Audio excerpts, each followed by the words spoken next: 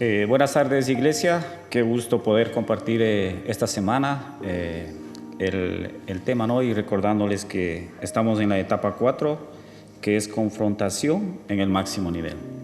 Y esta semana tenemos un tema muy importante, ¿no? Que dice lucha contra la gula, cualquier tipo de exceso.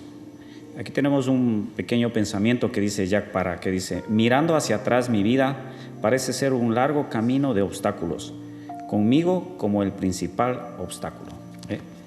Esto me hace pensar, ¿no?, que muchas veces hay situaciones que queremos quitar por nuestra propia fuerza, pero muchas veces se nos hace difícil, ¿no? Y como hijos de Dios, pues a veces debemos poner la mirada al cielo y pedirle ayuda al Señor, porque yo creo que, como dice este pensamiento, el principal obstáculo es el yo mismo, o sea, uno mismo, ¿vale? Luego tenemos aquí una pequeña historia, espero que lo hayan leído, ¿no? Y nos habla acerca de un hermano que deseaba tener lo que su otro hermano tenía. Pero algo muy importante que nos llama aquí, acorde a este tema que vamos a hablar esta semana, es que este hermano, el que lo tenía todo, pues tenía un pequeño obstáculo, que era la gula. O sea, era un hombre que le gustaba comer mucho. Entonces su hermano, como sabía cuál era su debilidad, pues optó por encerrarle en una habitación y ponerle como el principal, digamos, una trampa, ¿no? El darle comida para que él no pudiera salir de ahí. Entonces, y así de esa manera poderse quedar. Entonces es algo triste, ¿no? Que muchas veces pues nos podemos, muchas veces se presenta el pecado en nuestras vidas, y en este sentido, porque la gula también lo tomamos como un pecado, el exceso, ¿no? Entonces pues es muy triste que muchas veces nos quedamos estancados y no avanzamos por estas situaciones, porque se nos presentan cosas que nos cuesta dejar, ¿vale? Y para seguir con este tema quisiéramos definir primero lo que significa la palabra gula, ¿no? Y nos dice que la gula se refiere al exceso en la ingesta de alimentos. También aplica el exceso en las bebidas, ¿vale? Pero en este tema no quisiéramos enfocarnos simplemente en la comida y en la bebida, sino que también nos habla a cualquier tipo de exceso que afecta a nuestro cuerpo. Entonces, como principal es entender qué es la gula, ¿vale? Y una de las cosas principales también que nos dice aquí es que la gula se hace presente cuando existe un desorden emocional y espiritual, ¿vale? Al igual, leyendo este tema me hacía pensar en cómo nos dice que se refiere a la parte emocional y espiritual. Pensemos un momentito en la gente del mundo, ¿no? Y yo muchas veces he visto un programa en la televisión que se llama 300 kilos. Y entonces la palabra emocional me llama a pensar en ese programa, que son personas que se presentan ahí en este programa. Y es muy triste porque toda esta situación de la gula viene de problemas. Muchas veces les entrevistan y por qué él engordó tanto, y entonces muchos son problemas emocionales, que si depresión, que si se murió su madre y desde ahí cogió y simplemente optó la decisión de comer y comer y comer. Entonces, y llevándonos al tema espiritual, pues como hijos de Dios también nos puede suceder, ¿no? Porque no tomamos conciencia de que es algo que nos afecta a nuestro propio cuerpo, ¿no? El estar apartados de la palabra de Dios, porque una vez que nosotros estamos conectados con la palabra de Dios y desde luego con Dios, eso nos ayuda a discernir lo que es bueno y lo que es malo para nuestro cuerpo, ¿vale? Entonces, y vamos también a definir, aquí tenemos en un proverbio 23, 19 al 21, que dice: hijo mío, presta atención y sé sabio, mantén tu corazón en el camino recto, no te juntes con los que beben mucho vino, ni con los que se hartan de carne, pues borrachos y glotones por su indolencia, acaban harapientos y en la pobreza. Yo creo que este proverbio es un proverbio que nos invita a pensar mucho, ¿no? De que debemos ser sabios a la hora de saber con quién nos juntamos, para que no seamos arrastrados por en este caso, por la bebida, ¿no? Y en este caso, pues yo les comento que esa fue una de las decisiones que yo tuve que tomar el momento que empecé a conocer a Dios, ¿no? Porque como este proverbio dice, entonces la decisión es: me acerco a Dios, pero tengo que muchas veces dejar cosas que hacían daño a mi cuerpo. Entonces es algo, un proverbio muy, muy interesante. Y ahora vamos a ver en la parte que nos dice el cuerpo, ¿vale? Una de las cosas que me llama mucho la atención es que en la palabra de Dios en Corintios 6, 19 al 20 nos habla claramente por qué el exceso de cosas afecta a nuestro cuerpo, y sobre todo cosas que en este caso son pecado. Y tenemos que dice: ¿acaso no saben que su cuerpo es templo del Espíritu Santo, quien está en ustedes y al que han recibido de parte de Dios? Ustedes no son sus propios dueños, fueron comprados por un precio. Por tanto, honren con su cuerpo a Dios. Entonces yo creo que este versículo también nos llama a pensar de que el principal motivo de cuidar nuestro cuerpo es que somos el templo del Espíritu Santo, y por tanto, si el Espíritu Santo mora en nosotros, entonces por medio de bebidas, en este caso, como decíamos al principio, no nos vamos a centrar solamente en comida y en bebida, sino en cosas que verdaderamente afectan al cuerpo.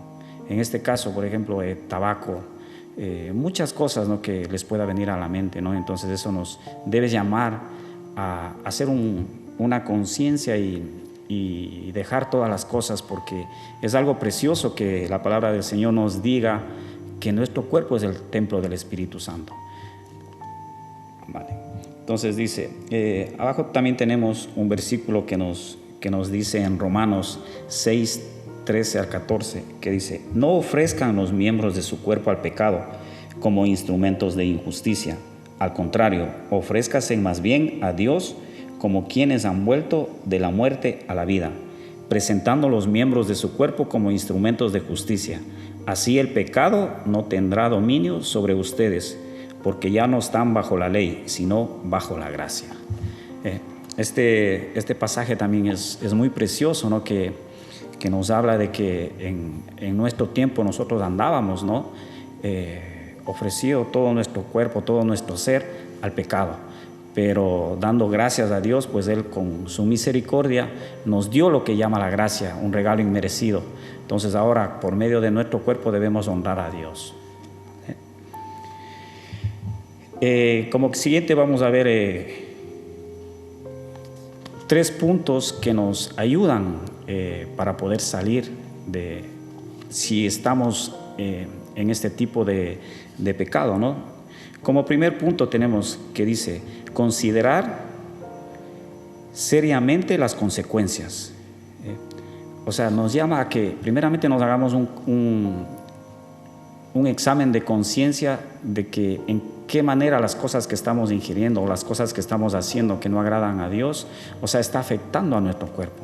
Y esto al decir afectando a nuestro cuerpo se refiere también es interiormente, porque todo lo que muchas veces pensamientos o cualquier situación siempre se enfocan en nuestro corazón. Entonces cuando pensamos en las cosas malas que están en nuestro corazón, eso es lo que nos va a dar ansia, lo que nos va a empujar a hacer las cosas que hacen daño a nuestro cuerpo. Pero si nosotros cuidamos por medio de la palabra de Dios, la palabra de Dios es la que nos va a iluminar y nos va a hacer ver las cosas que estamos haciendo mal o las cosas que estamos ingiriendo mal, ¿vale? Tenemos un versículo que nos dice en Lucas 21:34 que dice: mirad también por vosotros mismos, que vuestros corazones no se carguen de glotonería y embriaguez y de los afanes de esta vida, y vengan de repente sobre vosotros aquel día. También tenemos en Romanos 13:13 que dice: andemos como de día, honestamente, no en glotonerías y borracheras, no en lujurias y lascivias, no en contiendas y envidias. Si nos damos cuenta, aquí la palabra de Dios nos está mencionando una de las principales cosas que muchas veces afectan a nuestro cuerpo. Como nos dice aquí, muchas veces con lascivias, con envidias, entonces eso también es algo que afecta a nuestro cuerpo. Y por ende, recalcamos que el sentido de cuidar nuestro cuerpo, el principal sentido es que somos el templo del Espíritu Santo, que Él mora en nosotros. Como segundo punto tenemos la integridad del ser humano. ¿Vale? Si podemos nosotros controlar nuestro mundo interior, podremos ejercer disciplina en el cuidado del cuerpo. Esto nos está hablando acerca de que si nosotros al controlar nuestro interior, cuidar nuestro corazón, eso es lo que nos va a ayudar a tener una disciplina, a disciplinarnos. Tenemos un pasaje que dice en tercera de Juan 1:2, dice: Amado, ruego que seas prosperado en todo, así como prospera tu alma, y que tengas buena salud. Este pasaje es muy precioso porque nos llama, ¿no? Que nos dice es que cuidemos nuestra alma, porque si cuidamos nuestra alma va a estar llena de buenos pensamientos, de buenas cosas que provienen de Dios. Dice, como tercer lugar, dice el autocontrol, dominio propio. Esta palabra dominio propio también nos puede llevar a pensar de qué es el dominio propio, ¿no? Porque el dominio propio es saber lo bueno y lo malo. ¿A qué cogemos? ¿Cogemos lo bueno o cogemos lo malo? Entonces, para la ayuda de esto, de poder tener ese control, debemos buscar la ayuda del Señor para que Él nos ayude, porque como hablábamos al principio, ¿no? Que muchas veces nuestra propia fuerza en algún momento se nos agota. Entonces ahí es cuando viene la necesidad de una ayuda sobrenatural, que es la ayuda de Dios, que es el Espíritu Santo que está aquí en nosotros. Hay una pequeña frase que decía John Maxwell, que dice: al principio de la vida, la disciplina es la decisión de lograr lo que realmente se quiere, haciendo las cosas que usted en realidad no quiere hacer. Después de un tiempo de obrar así, la disciplina se convierte en la decisión de alcanzar lo que realmente se quiere, haciendo las cosas que ahora sí quiere hacer. Les invito a que puedan leer en sus casas y volver a leer, porque la verdad es una frase muy, muy importante que escribe John Maxwell, ¿no? Y también seguimos y que dice: la disciplina nos permitirá establecer los hábitos necesarios para una conducta que dejen afuera la glotonería y toda otra clase de excesos que atenten contra nuestro cuerpo. Y nos vuelve y nos repite aquí: el templo del Espíritu Santo está aquí con nosotros. Tenemos un proverbio también que dice en Proverbios 5, 21, 23, que dice: nuestros caminos están a la vista del Señor. Él examina todas nuestras sendas. Al malvado lo atrapan sus malas obras, las cuerdas de su pecado lo aprisionan. Morirá por su propia falta de disciplina, perecerá por su gran insensatez. Este pasaje también nos invita, y les invito, mis hermanos, a que puedan pensar, ¿no? que la verdad, ¿qué es las cosas que estamos haciendo bien? Porque aquí nos dice, que nuestros caminos están a la vista del Señor. Aunque muchas veces digamos el Señor no nos ve, el Señor no nos mira, pues Él sí, Él está pendiente de todo lo que hacemos, ¿no? Y como conclusión, mis hermanos, nos llama a tener digamos así como en un salmo que mucho me llama la atención a mí, ¿no? Que David le clama al Señor y le dice, ¿no? Que examina, oh Dios, si en mí hay camino de perversidad.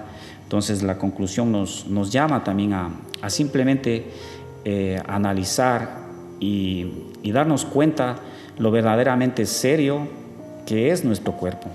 Que una vez más, muchas veces aquí en el estudio nos ha nombrado que nuestro cuerpo es el templo del Espíritu Santo. Así es que, iglesia, les dejo con este pensamiento, que cualquier cosa que estemos haciendo mal, que nos pongamos un momento a cuentas con el Señor y le pidamos que nos ayude Él con esa fuerza sobrenatural del Espíritu Santo a limpiar las cosas que a Dios no le agrada. Mis hermanos, ahora les invito a que se puedan conectar con con cada grupo, y que Dios les bendiga y que puedan sacar mucho provecho de este estudio. Gracias, mis amigos.